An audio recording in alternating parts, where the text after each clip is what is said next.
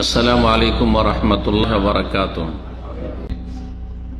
আর একটি বিষয় নিয়ে আলোচনা করব যার সম্পর্ক এই সিয়াম বা রোজার সাথে, তা হচ্ছে রোজার সুন্নাত, মুস্তাহাব, আদব কায়দা। গতকালকে আলোচনা করেছিলাম রোজার ফরজ, আদব কায়দা, আর মূল পয়েন্ট ছিল দুটি। একটি হচ্ছে আল্লাহ রাব্বুল আলামিন যা কিছু আদেশ করেছেন ফরজ ওয়াজিব হিসাবে করতেই হবে, তা পুরোপুরি পালন করা, আদায় করা। আর আরেকটি হচ্ছে যা কিছু আল্লাহ হারাম করেছেন, নিষেধ করেছেন, তা থেকে পুরোপুরি বেঁচে থাকা। আল্লাহ যা করতে বলেছেন আর তা করা আবশ্যক, ফরজ, সেগুলি অবশ্যই করা।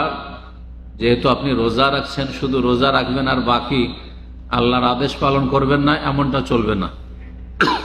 তাহলে আপনার এই রোজাতে কাজ হবে না, রোজা রেখে লাভ হবে। রোজা যখন রাখছেন, আল্লাহ যা হারাম করেছেন আরো মানব জীবনে, সবই কিন্তু হালাল। হারাম কিন্তু হাতে গোনা কয়টা, চিন্তা করে দেখি। যারা ইসলাম পালন করে মনে করে যে সব এটা জায়েজ, না জায়েজ, না জায়েজ, এটা চলবে না, এটা চলবে না, মনে হচ্ছে অনেক, তাই না? কিন্তু না, যা আল্লাহ জায়েজ করেছেন আমাদের ডানে বামে বলা আর করা, তা অনেক, অসংখ্য, গণনা করে শেষ করতে পারবেন না। আর যা কিছু হারাম তা গণনা করা যাবে, এটা হারাম, ওইটা হারাম, এটা হারাম, ওইটা হারাম, তাই না? কিন্তু হালাল গণনা করা যাবে না। খালাকাল্লাকুম মা ফিল আরদি জামিয়া, পৃথিবীতে যা আছে তোমাদের জন্য আল্লাহ সৃষ্টি করেছে, সব তো আমাদের জন্য সৃষ্টি, তো সবই তো হালাল, আসল হচ্ছে হালাল। একমাত্র যেখানে নিষেধ আছে যাওয়া, সেটা হচ্ছে হারাম। দিন ইসলাম অত্যন্ত সহজ, যারা দিন ইসলাম শিখে পালন করে তাদের জন্য সহজ। আর যে ব্যক্তি পালন করে না, যে আল্লাহর সাথে সম্পর্ক রাখে না, তার জন্য কঠিন সেটি। ওয়া ইন্নাহা লাকাবীরাতুন ইল্লা আলাল খাশিঈন, আল্লাহ বলছেন 5 ওয়াক্ত নামাজ সম্পর্কে যে সেটি যারা বিনয়ী, আল্লাহর ভয়ে ভীত, আল্লাহর আযাবের ভয়, আল্লাহর পকড়ার ভয় আছে, তাদের জন্য খুব সহজ।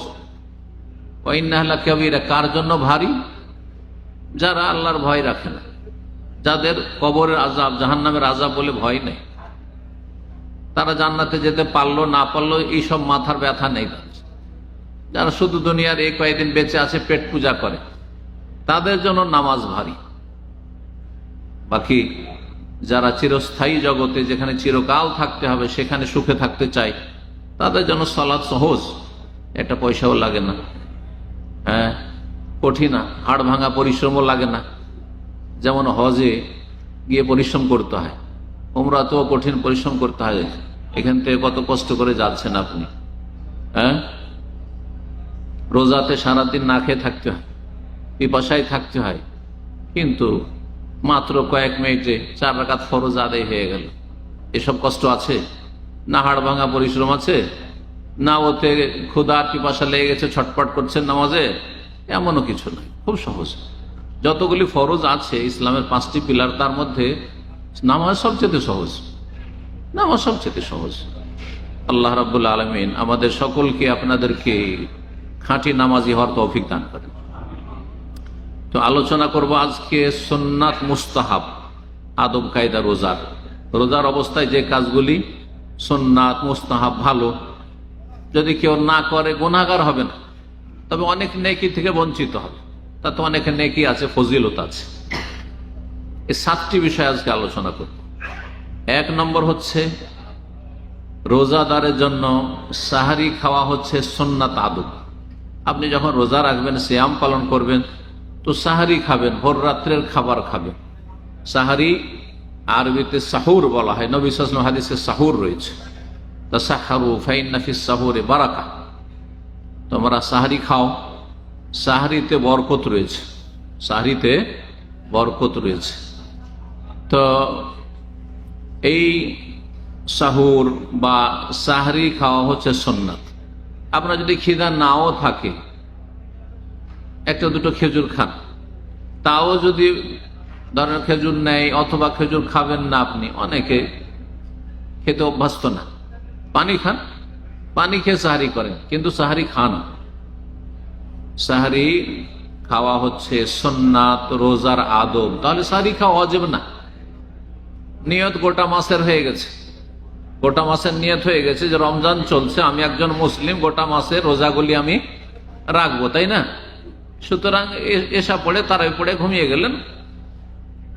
গেলেন, আপনার নিয়ত আছে।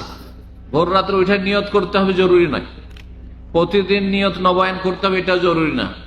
প্রতিদিন নিয়তের নবায়ন করলে মুস্তাহাব, ভালো। কিন্তু আপনার একবার যে নিয়ত হয়ে গেছে, যেমনই রমজানের চাঁদ উঠেছে, এই নিয়তই আপনার জন্য গোটা মাসের জন্য যথেষ্ট। এই বিষয়টি জেনে নেওয়া অত্যন্ত জরুরি, কারণ অনেকেই ধরেন ঘুমিয়ে গেছেন আর ফজর পর্যন্ত জাগতে পারেননি, ফজর হয়ে গেছে বা ফরসাই হয়ে গেছে, ফজরও পার হয়ে গেছে, হয়তো অনিচ্ছাকৃত হয়ে গেছে। এবার ভাবছে আমি তো নিয়তই করিনি, আমার রোজা হবে কি হবে না। আবার অনেকেই সাহারি যে সুন্নাত এটাও জানে, সাহারি খাইনি তো রোজা কি আর হবে, কিছুই তো খাইনি। আরে কিছু খান না খান, আপনার নিয়ত থাকলে হবে। ফরজ রোজার জন্য রাত থেকেই অলরেডি নিয়ত থাকতে হবে, ফজর আগে নিয়ত হইতে হবে, ফজর আগে নিয়ত হইতে হবে। আর সে নিয়তটা যেমন বললাম, আগে থেকে যদি জানা থাকে যে রমজান এটি, তাহলে ওই এক নিয়তই যথেষ্ট। প্রতি রাতে নিয়ত করেন, ভালো, না করেন। আর নিয়ত করা মানে কি? নিয়ত করা মানে এখানে না এখানে? কে এখানে বলছে? যারা হাত তুলুক, যে নিয়ত এখানে করতে হবে, ওরা হাত তুলুক। আপনাদের মধ্যে অনেক আছে কিন্তু হাত তুলবেন না এখন। হ্যাঁ হ্যাঁ, নিয়ত এখানে করেন না এখানে করেন আপনারা? আচ্ছা, যারা এখানে করেন ওরা হাত তুলেন। মাশাআল্লাহ, প্রায় উঠেছে, কিন্তু কিছু হাত উঠেনি। তার মানে অনেকে আছেন যারা এইখানে নিয়ত করেন। দেখেন, এইখানে নিয়ত করা হয়, অন্তর থেকে করা হয়, আর জবান থেকে করা হয় না। কথা করে না, কথা বলে। তাহলে জবান থেকে যারা নিয়ত করে, তো এটা নিয়ত করা, নিয়ত বলা, নিয়ত পড়া। নিয়ত কি করা? পড়া বা পাঠ করা। তো নিয়ত পাঠ যারা করেন তারা ভুল করেন, আর নিয়ত যারা করেন এখানে তারা ওয়াজিব ফরজ কাজ করেন। এটা জরুরি, সব আমলের জন্য নিয়ত জরুরি, কিন্তু নিয়ত হবে কলবে। নিয়তের সম্পর্ক কোথায়?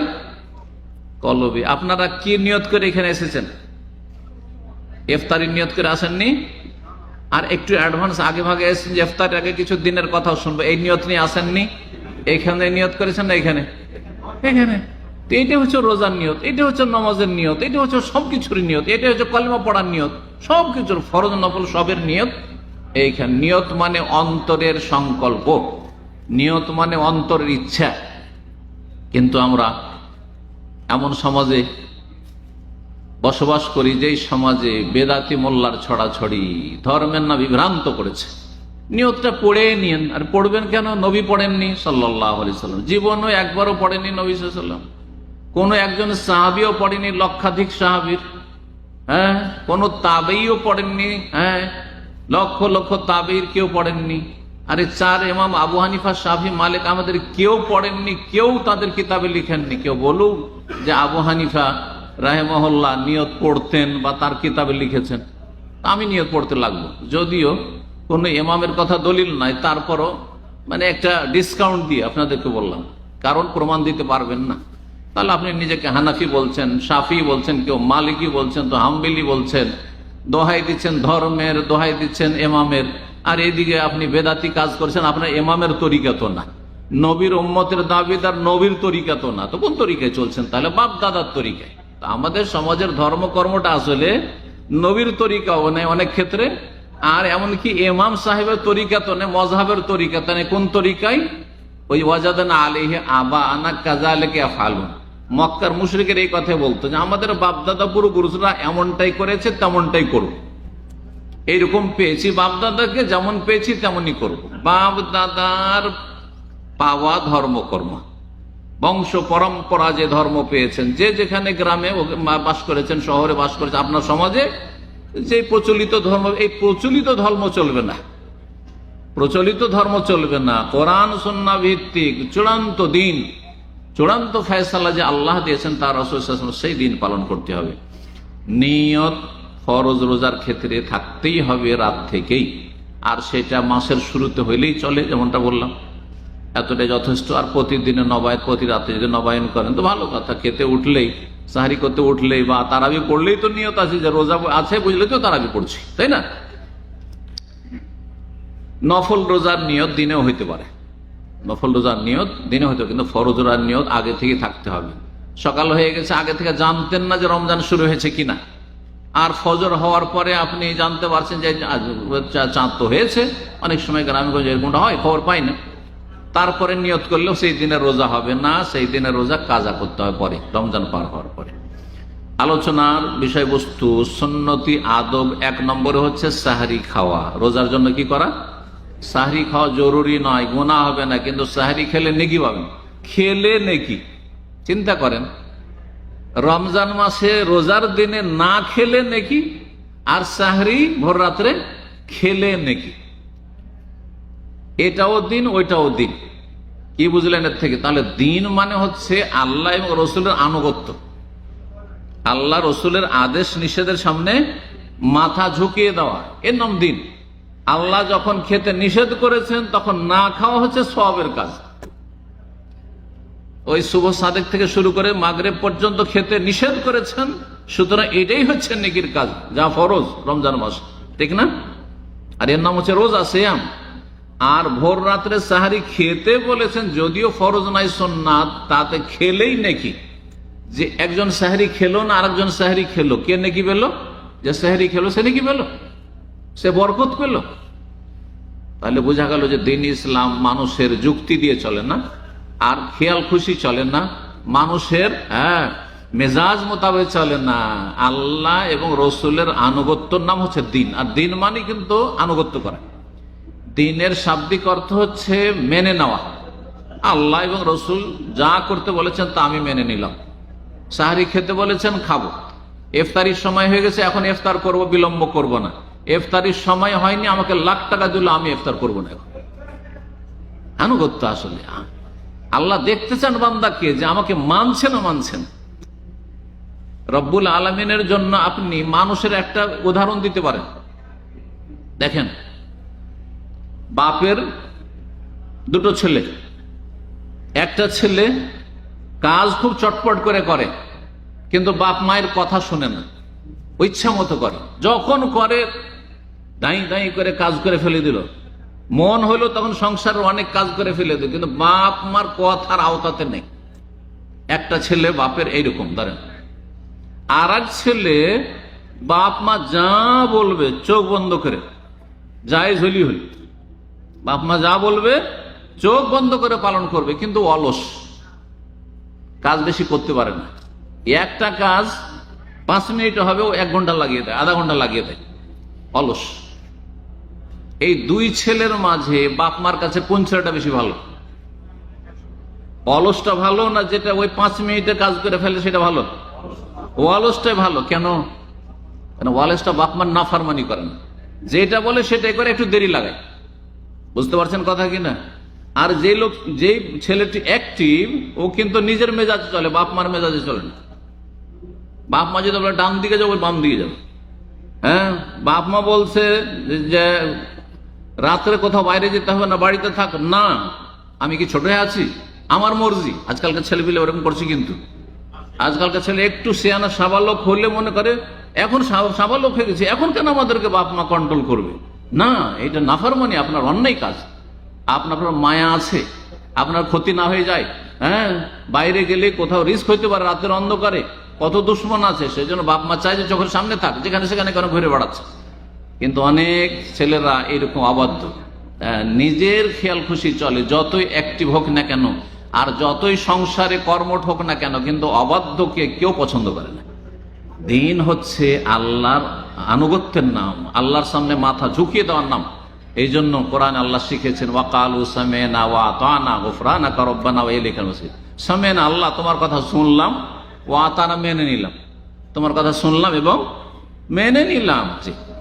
সাহরি খাওয়া, সাহরি খাওয়া তো বরকত রয়েছে, তা সাহারু ফাইন্না ফি সাহুরি বারাকা। তোমরা সাহরি খাও, সাহরিতে কি রয়েছে? বরকত রয়েছে। নবী সাল্লাল্লাহু আলাইহি ওয়াসাল্লাম বলেছেন।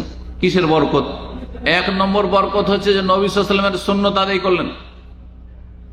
2 নম্বর বরকত হচ্ছে যে আপনি যখন ঘুম থেকে জাগলেন, ঘুম ভাঙার দোয়া পড়লেন, তারপরে উজু করলেন, সাহরি খাবেন তো উজু করলেন, বিসমিল্লাহ পড়লেন, খেতে বসলেন, বিসমিল্লাহ পড়লেন বা বললেন, খাওয়ার পরে আলহামদুলিল্লাহ বললেন, দোয়া পড়লেন, এগুলো হচ্ছে বরকতের কারণ। এগুলো হচ্ছে কি বরকতের কারণ। 3 নম্বর, সাহরি খাওয়া বরকতের কারণ হচ্ছে সময়ের দিক থেকে এই ভোর রাতের সময়টি 24 ঘন্টার মধ্যে সবচেয়ে বরকতপূর্ণ, গুরুত্বপূর্ণ। এই সময় দোয়া কবুল হয়।